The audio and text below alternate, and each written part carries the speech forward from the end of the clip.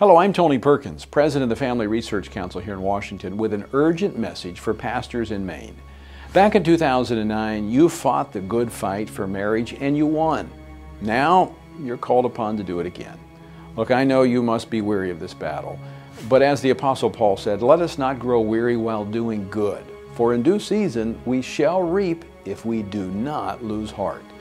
Once again, we must take on all the special interest groups with all of their money and their misinformation and win the vote to protect the time-honored definition of marriage in this critical election.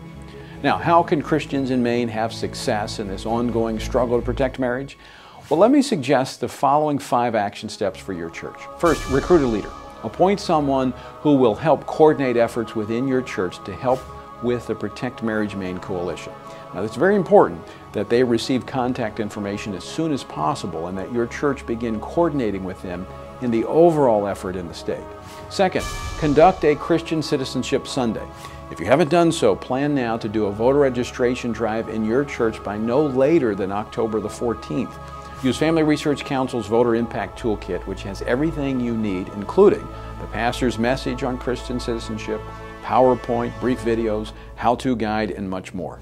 Point your people to ivotevalues.org for more information. Third, hold a Protect Marriage Vote No on One Sunday between the time that absentee voting begins and Election Day on November the 6th. Plan for a special Marriage Emphasis Sunday or several Sundays in your church. Use your church media and communications to make members aware of the vote to protect marriage on November the 6th. Now, employ the announcement time, worship slides, bulletins, church website, and other communications to get the word out about the need to protect the definition of marriage in Maine. Now, consider preaching a message or a series of messages on marriage in October. Now, free full-text biblical sermons on marriage can be found at our website for pastors, watchmanpastors.org. Now remember, this is not a political issue. This is an issue of what is moral and what is true. And this is something the church needs to speak out on. Now fourth, collect an offering for the effort. This costs money. Protect Marriage Maine has a comprehensive campaign designed to reach voters both inside and outside the church. They urgently need your support if we expect to win the hearts and minds of voters on the need to restore the definition of marriage. So, take up a special offering or decide an amount to give toward the effort. Even though these gifts are not tax deductible, they are desperately needed, and gifts should be given through protectmarriagemaine.com. Fifth, get out the vote. Make a determined effort to remind your people of their responsibility as Christian citizens to participate in government.